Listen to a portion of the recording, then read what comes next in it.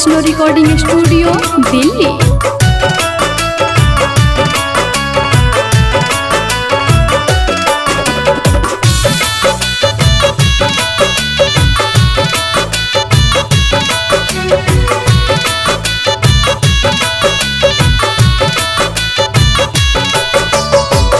खाई के जहर मर जाई वो तोहरा बिना जी नहीं पाई।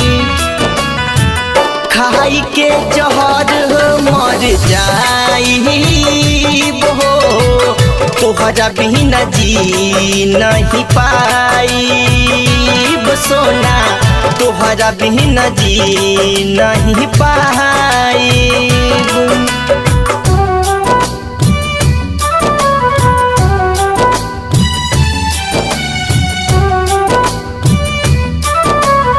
माँ वैष्णो रिकॉर्डिंग स्टूडियो दिल्ली।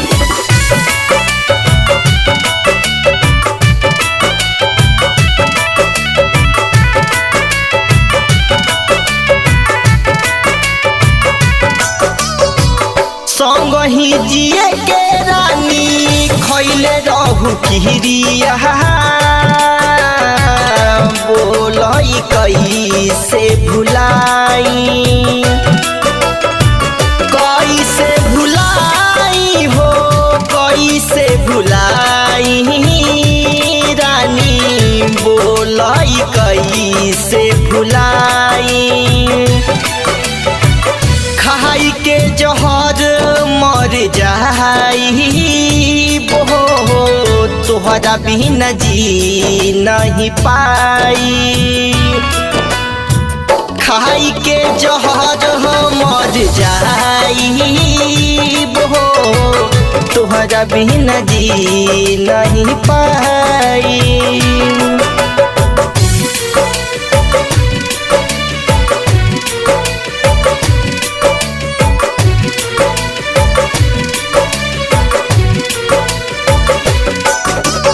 माँ वैष्णो रिकॉर्डिंग स्टूडियो दिल्ली।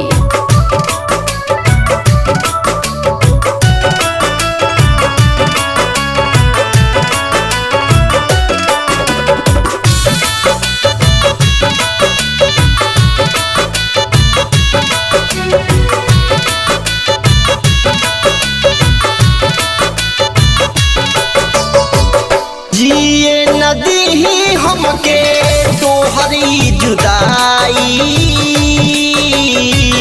याद बड़ी कुहकाई। बहरी कुहकाई हो बहरी कुहकाई रानी याद तोहर कुहकाई।